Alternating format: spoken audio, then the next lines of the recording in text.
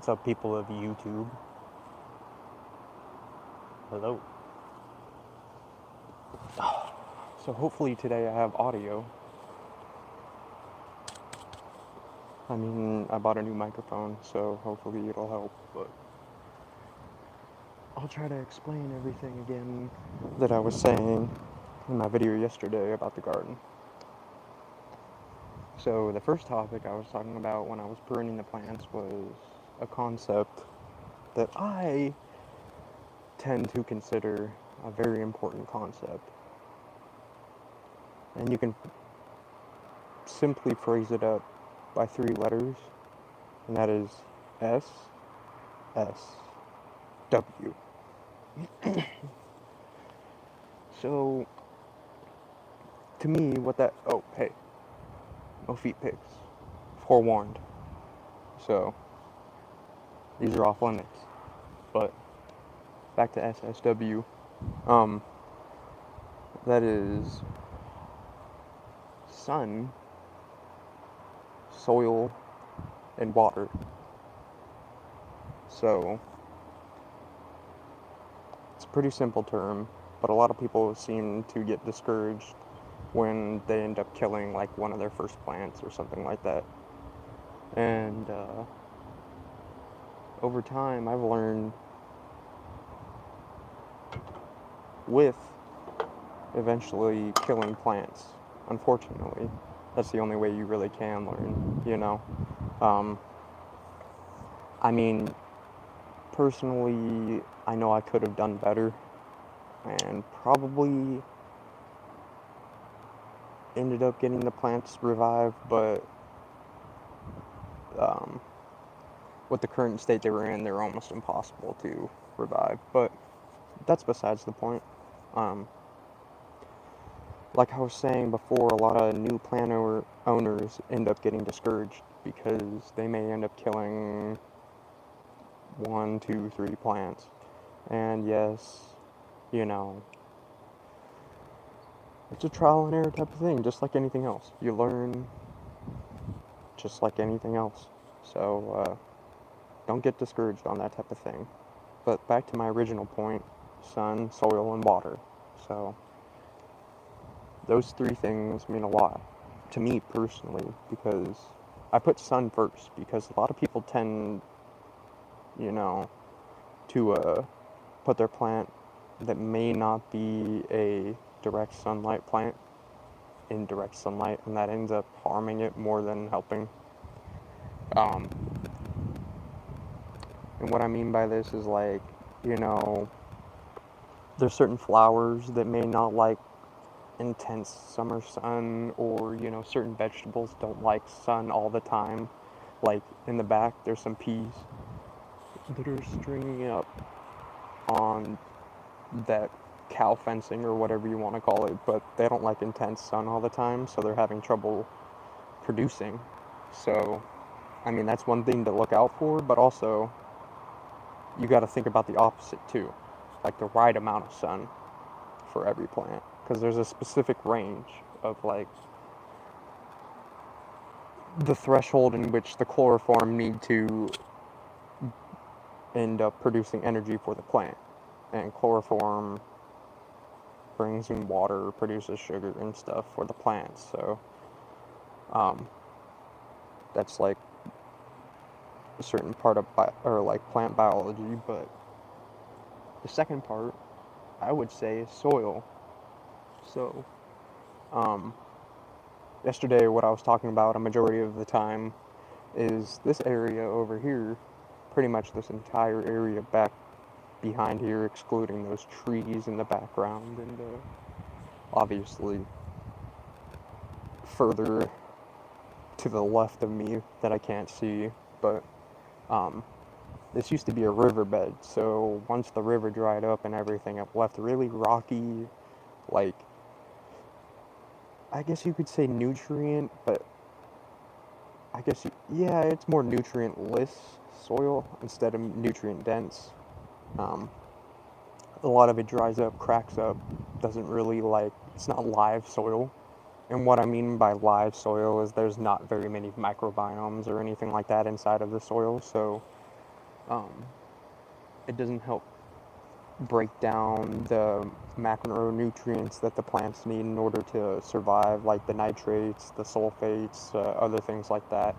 Um, the the earthworm poop and other things, like certain things like that. It won't do because it's not alive. I mean, it's pretty much just brown dirt. I mean, you see it, it'll eventually turn into dust and kind of end up flying away, but um, yeah, that's really like one of the things. Also, one way that I end up reviving the soil, which I can say is you gotta get a rototiller and you gotta kind of till other things into the soil.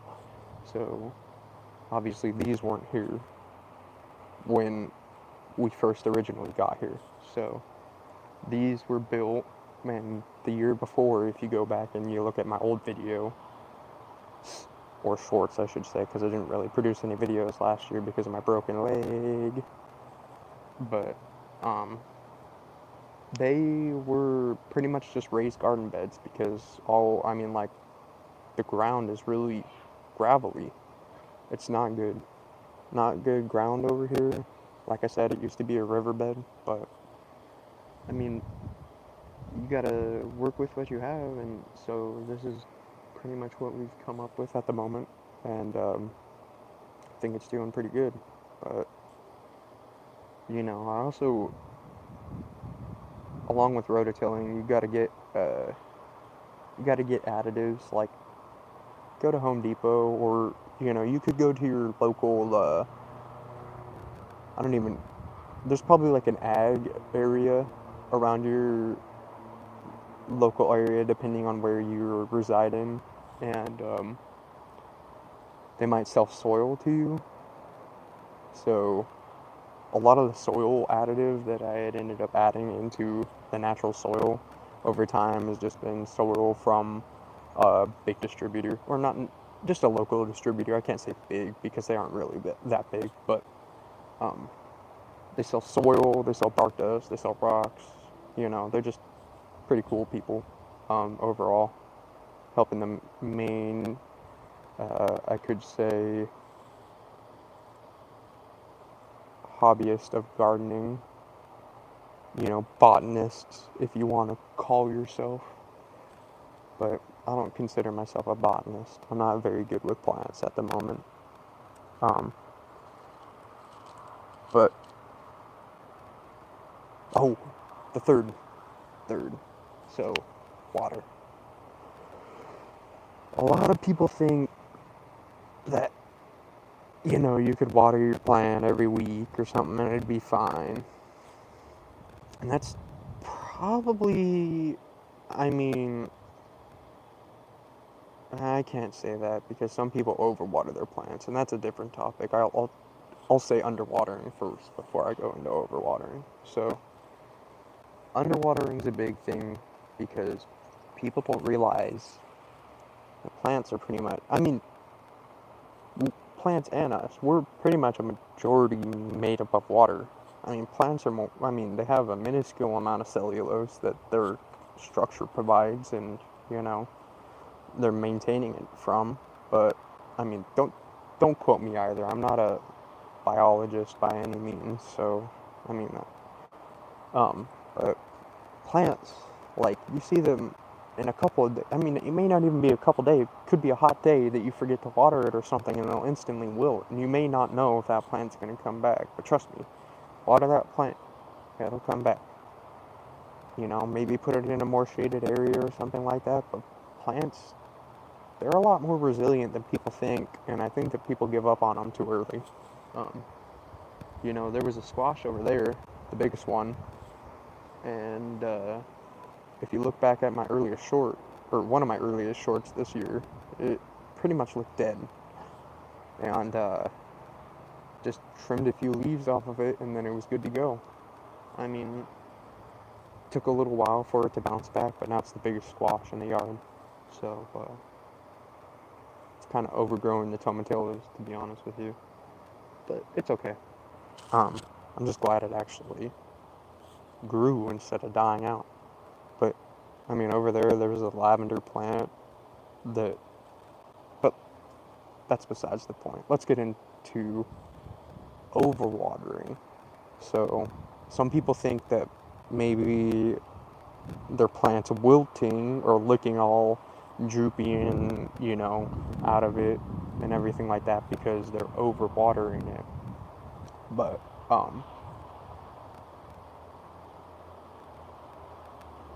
there's some telltale signs in which you can see plants are overwatered. First off, you can check the soil. If the soil is like sopping wet and you continually watering it every day and there's no like drain holes in the bottom of it, that's a big no-no. Can't do that. I mean, that'll create all sorts of problems. You might get fungus inside of the roots and that'll kill a plant, or you might just get root rot in general and that'll definitely kill a plant because they're just, roots are saturated in water all the time and they're not supposed to be that way.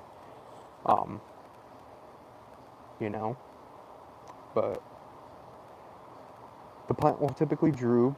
The color might, degrade on the plant's flowers and whatnot over time as you see it just kind of slowly passing away, I should say.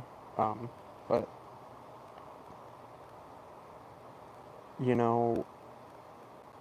when it comes to new plant owners, I've noticed that a lot of them tend to underwater than overwater. No, actually, yeah, no, that's true. People tend to, I mean, unless you own a cactus. If you own a cactus, you can water that thing every month. And you don't gotta worry about it. Just get a little succulent or something from Home Depot or Walmart. Stick it in your windowsill or something like that, and don't even have to worry about it. You might forget about it. You might end up dying, but chances are really low.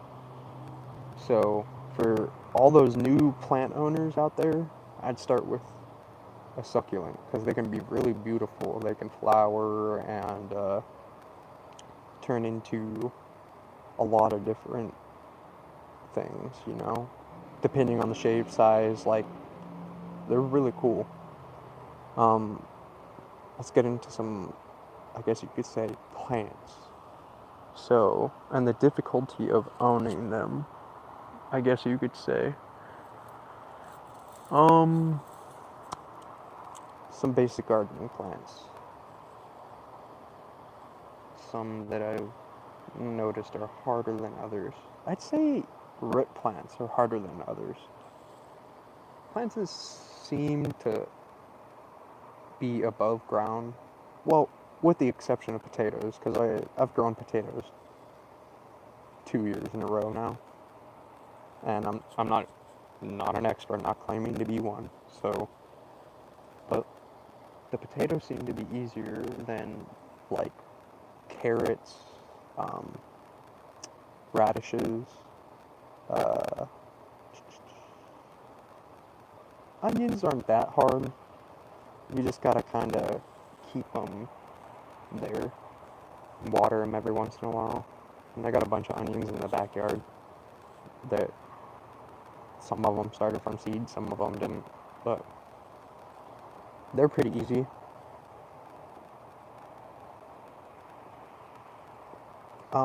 Other plants that pretty much won't die, strawberries, any sort of berries. If you're in Oregon like I am, blackberries are an invasive species. Well, they aren't, I guess you could say invasive, they were here, but they take up a lot of area, and they're pretty destructive. Well, not really destructive, they're just a pain. They're a pain. Raspberries, but they're also like, I guess you could say invasive, because and when I mean invasive, I'm not saying like they're an invasive plant, I'm saying like they're invasive to the area. Like they'll sit and they'll send stringers out and they'll go over the entire area, covering certain areas. I can show you an example later on in the video if you guys like, but we got these things called hula berries that are sitting over on the edge of our property, and they started out from a couple of like little runners, and eventually over time they've taken up a corner, like a little triangle corner of the garden over there. But tomatoes are pretty easy. Just got to keep watering, maintaining, and make sure you prune them so they don't get disease, because they're pretty. One thing also, speaking of disease, one thing I've also noticed when you garden is you gotta try not to water the plants. And what I mean by that is not water directly onto the plants. So like, let's say I'm sitting here with a garden hose. I'm not going to spray the squash directly on the leaves, because that might cause the leaves to eventually get fungus, which would, like powdered mildew, because squash are notorious for powdery mildew. Same with cucumbers, which are over there on that little teepee, if you can see it. But that's why this year I decided to set up a drip irrigation system, because this, or Oregon, I guess you could say, is like, it's it's not humid, but there's a lot of moisture around. So moisture gets trapped. I mean, in the morning sometimes in summer it's misty. You come out, your car windshields are all fogged up and everything, but there's a lot of tendency that moisture can get trapped in between the leaves, and without it dripping off, it'll cause bacterial, or not bacterial, fungal spores to land on it and sprout and become a big problem for your garden, because trust me, powdery mildew has killed more of my plants than I can even count on one hand. I mean, like, I've had devastating numbers of plants that just have gotten wrecked by powdery mildew. Like, that's all melons, like squash. Yeah, like melons and squash are really the only.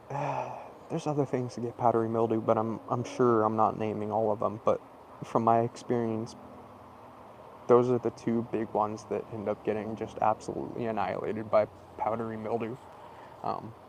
I've run into other things, like the first year that I ended up trying to grow tomatillos. I didn't realize that you're supposed to bring them in pairs, so that way they can pollinate.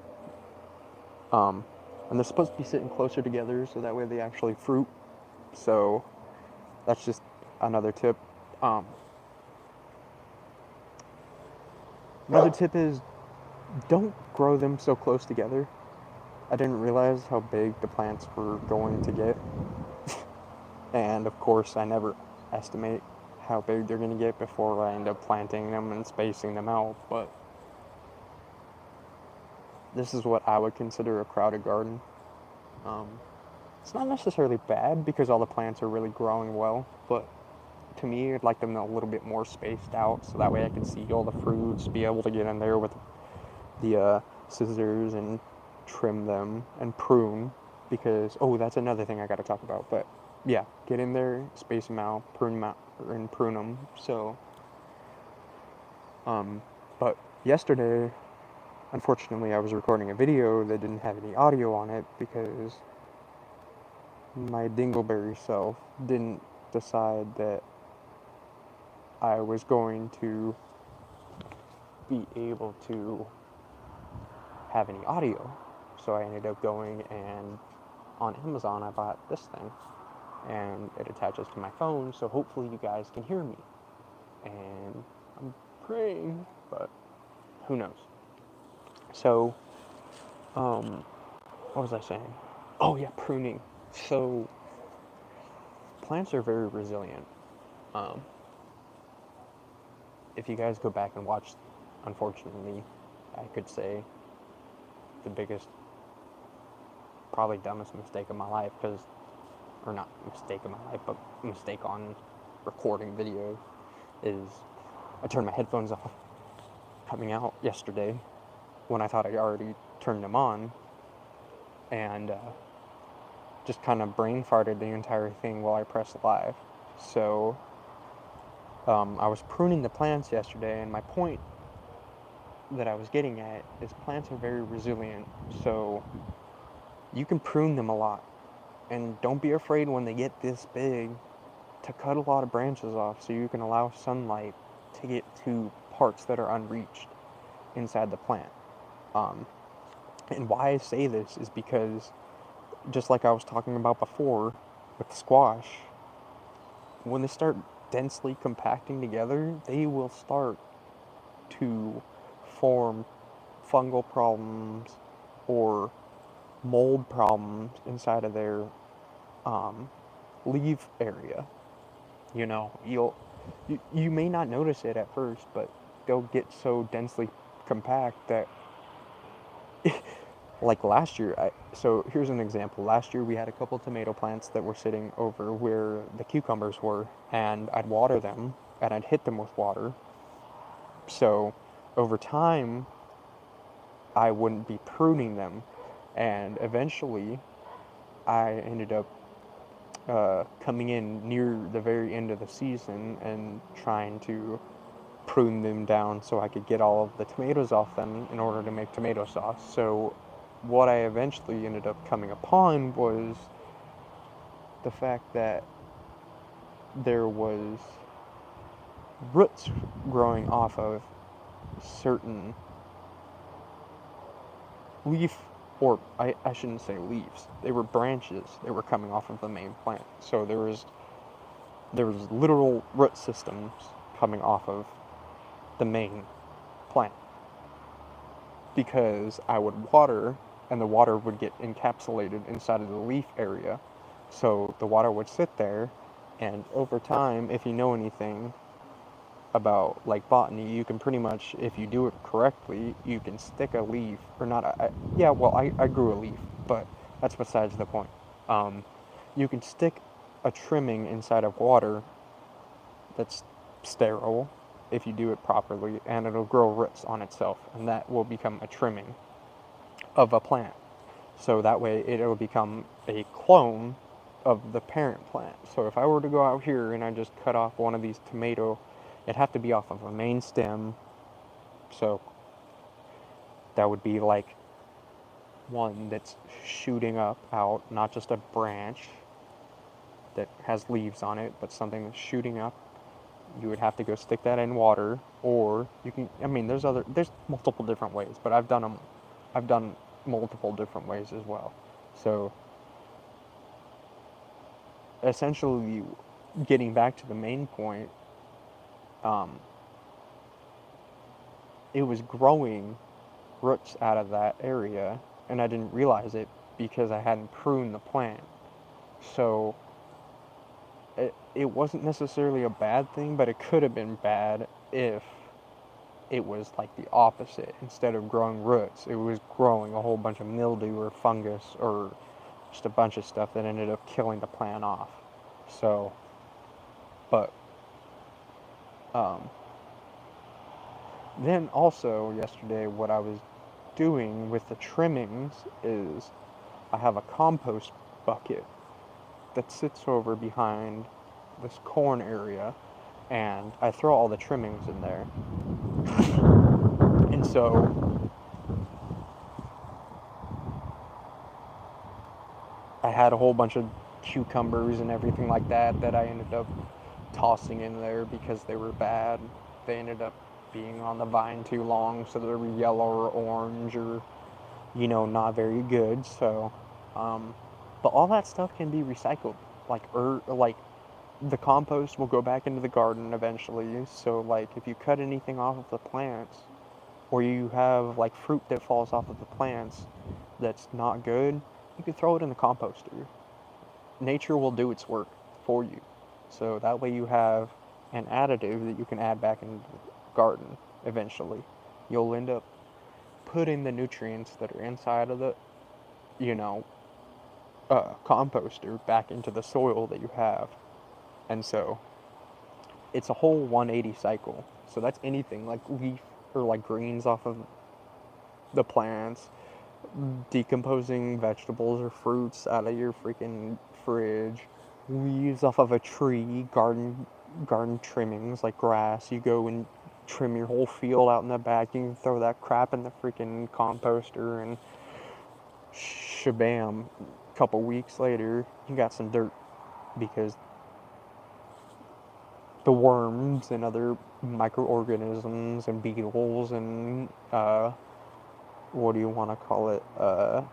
Earwigs and roly-polies have all gone in there and decomposed all that food. But one thing you gotta do is, because I learned it the hard way, you gotta water your composter and also turn it. So water and turn your composter if you don't know it. I knew you gotta turn it, but I didn't know you had to water it.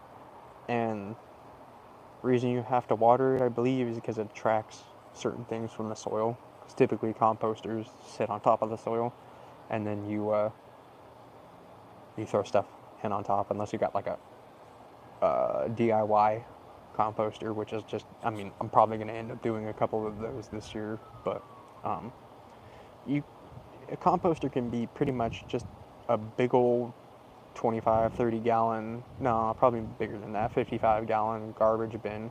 Just cut a couple holes at the bottom of it and a couple holes in the side of it, and just start throwing dirt and other things in there. You know, you'll eventually get results, I'm telling you. You know, make sure it's in a very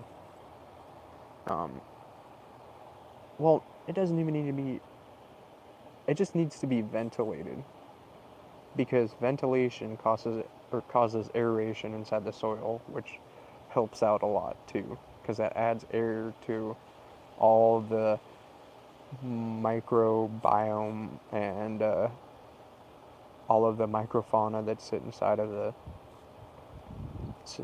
composter and whatnot to produce the compost in which is needed.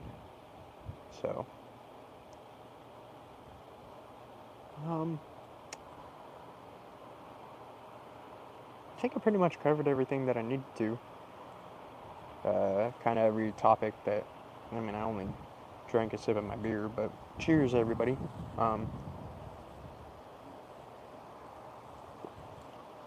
No, I mean, that's pretty much all I needed to say from what I had yesterday.